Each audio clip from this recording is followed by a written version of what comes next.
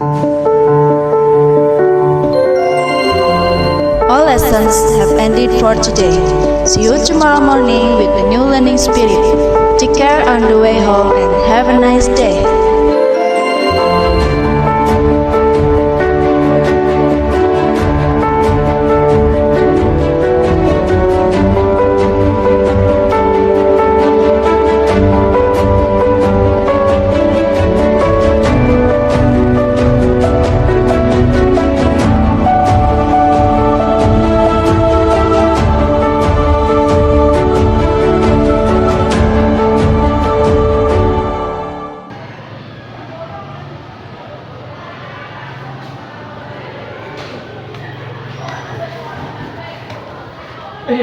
Pak. Tolong ngajari aku ilmu kalam, Bang. Ora iso aku. Wong aku ora mudeng, mending adin ndok ditu bareng wae. Oke, gas. Wis.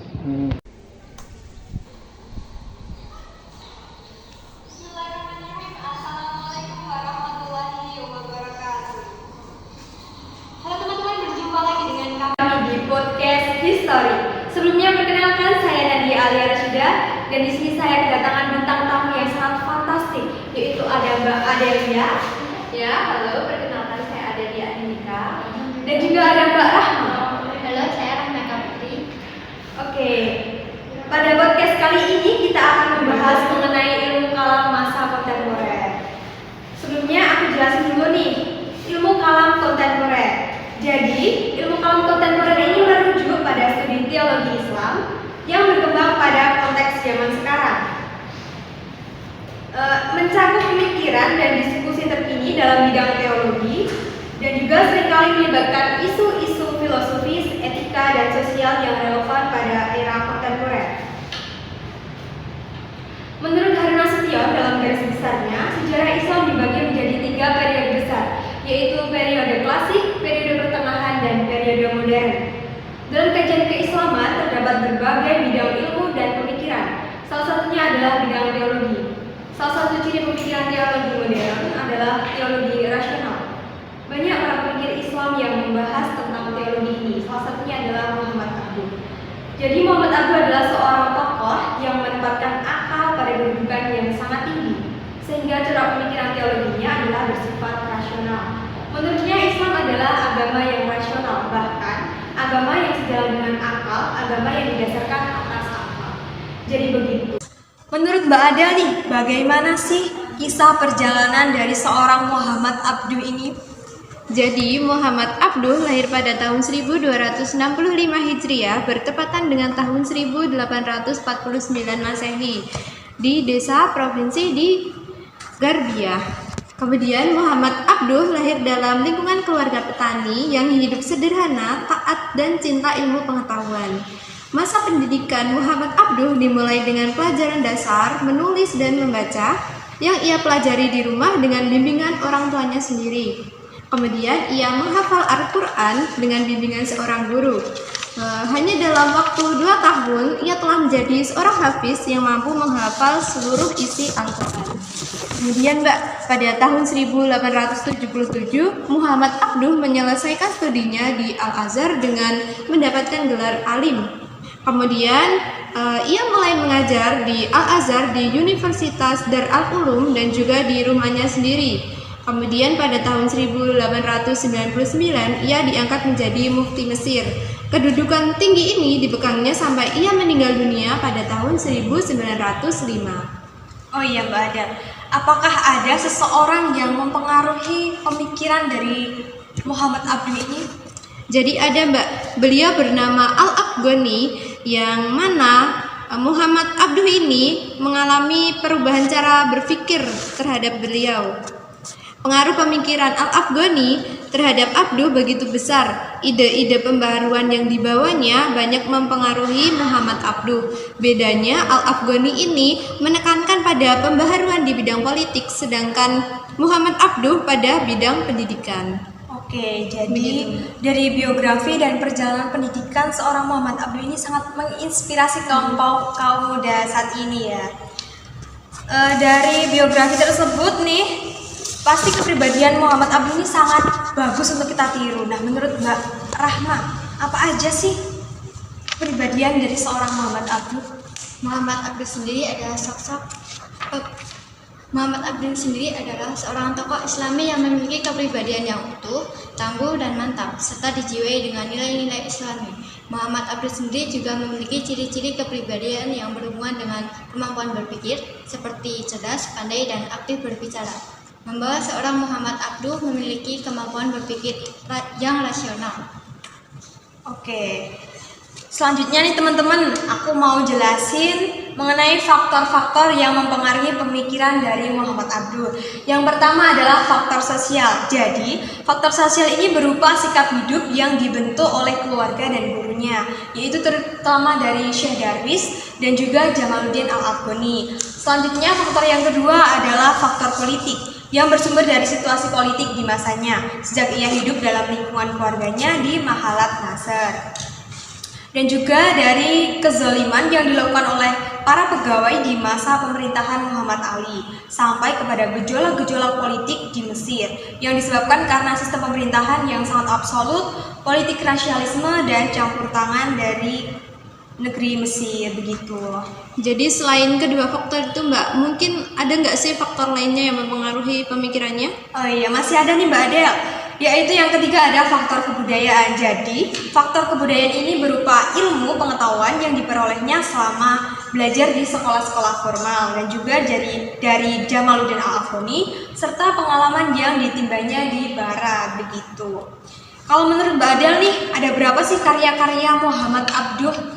Jadi adapun karya-karya Muhammad Abduh, ada Al-Waridat, ada Wahdat Al-Wujud, ada Syarh Nahal, Al-Balaghah, ada Syad Basair Al-Nazariyah, ada tafsir surat Al-Asr, kemudian ada Risalat Al-Tauhid dan tafsir Muhammad Abduh. Oh iya, untuk tafsir Muhammad Abduh nih Mbak, itu menjelaskan tentang apa ya? Jadi tafsir ini disusun oleh Muhammad Rashid Ridho dari kuliah yang diberikan Abduh di Al-Azhar dan baru sampai juz ke-10. Setelah Muhammad Abduh wafat, Rashid Ridho lah yang meneruskan penafsiran tersebut hingga ke juz 12 yang dimuat dalam majalah Al-Manar. Oke, jadi banyak sekali ya karya dari Muhammad Abduh ini. Kalau menurut Mbak Rahma, teologi rasional Muhammad Abduh itu bagaimana sih Mbak? Menurut Muhammad Abduh, teologi menurutnya yaitu dapat digambarkan sebagai Tuhan berada di puncak dari alam wujud, sedangkan manusia berada di dasarnya. Manusia yang berada di dasarnya ini berusaha mengetahui Tuhannya, sedangkan Tuhannya menurunkan wahyu karena kasihan melihat kelemahan manusia dibandingkan dengan kemahakuasaannya. Manusia yang dimaksudkan itu yang bagaimana ya Mbak? Manusia yang dimaksud oleh Muhammad Abduh adalah kaum khawas, yakni orang-orang yang terpilih dari golongan awam. Hal ini dikarenakan kemampuan berpikir kaum khawas mampu mencapai Tuhannya, serta alam gaib yang berada pada puncak tertinggi dari alam wujud.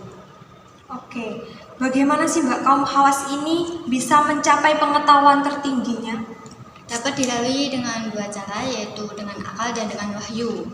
Menurut Muhammad Abduh sendiri, akal adalah tonggak kehidupan manusia dan dasar dari kelangsungan hidupnya, karena ialah yang membedakan manusia dengan makhluk lainnya. Muhammad Abduh juga menyatakan bahwa Al-Quran memerintahkan kita untuk berpikir dan mempergunakan akal serta melarang kita memakai sikap taklid. Oke, jadi seperti itu ya teologi dari Muhammad Abduh. Mungkin cukup sekian ya perbincangan kita hari ini. Oke, itu sekian dari podcast kami hari ini. Pak, ada sih kurang toh. Sing apane? Sampai kurang siji ketok iki. Lah kudune piro? Loro. Lah mun kan ada siji to. Iki Mbak iki. Ah iya ya omongan Mbak. Yuk. Mbak.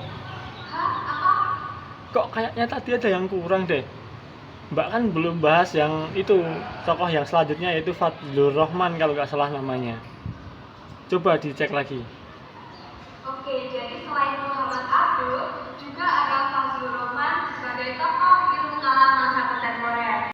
Sebelumnya aku jelasin dulu ya biografi dari Fazlur Rahman.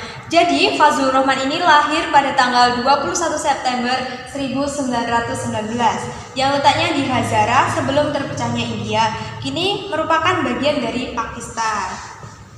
Selanjutnya, Fazlur Rahman ini dibesarkan oleh mazhab Hanafi, di mana mazhab Hanafi ini merupakan mazhab yang didasari Al-Quran dan Sunnah. Akan tetapi, cara berpikirnya lebih rasional. Tidak kurang dari 18 tahun lamanya, Fazlur Rahman menetap di Chicago dan mengomunikasikan gagasan-gagasannya baik lewat tulisan maupun lisan sampai akhir tahun wafat pada tanggal 26 Juli 1988. Jauh sebelum ia sudah terkena penyakit diabetes yang kronis dan juga serangan jantung. Gitu. Kalau untuk pemikiran Fazlur Rahman menurut Mbak Adel bagaimana ya, Mbak? Jadi pemikiran Fazlur Rahman yang mana ia menegaskan bahwa Al-Quran bukanlah suatu karya misterius atau karya sulit yang memerlukan manusia berlatih secara teknis untuk memahami dan menafsirkan perintah-perintahnya. Sebagaimana cara Fazlur Rahman menjelaskan tentang wahyu dan perjalanan Nabi Muhammad dalam menyebarkan agama Islam. Kemudian Fazlur Rahman juga menjelaskan apa itu Al-Quran dan segala bentuk ajaran agama Islam, serta asal-usul perkembangan tradisi sampai perkembangan modern, juga tentang filsafatnya telah banyak disampaikan, Mbak. Oke, jadi seperti itu ya. Kalau untuk karya-karya Fazlur Rahman ini ada berapa sih, Mbak?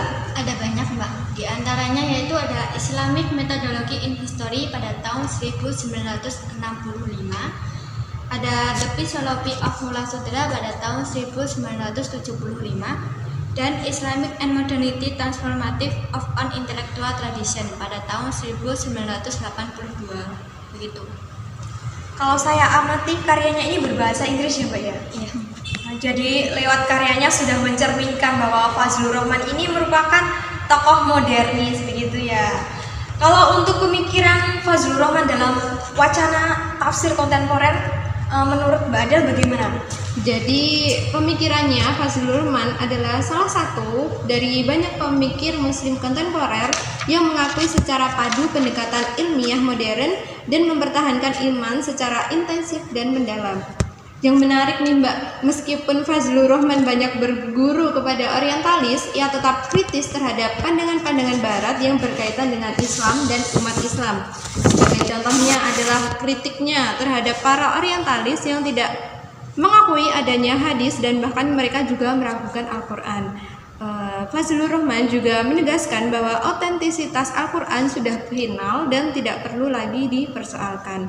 Adapun yang perlu diulang hanyalah pemahaman para musafir atas Al-Quran itu sendiri. Oke, menarik sekali ya pembahasan pada podcast history kita hari ini. Jadi intinya dari Muhammad Abduh sendiri maupun dari Fazlur Rahman merupakan tokoh modern yang mana pemikiran modernnya ini dapat memperluas ilmu kita sampai saat ini. Mungkin cukup sekian perbincangan kita pada podcast hari ini. Jangan lupa like, komen, dan subscribe. Kurang lebihnya mohon maaf. Wassalamualaikum warahmatullahi wabarakatuh.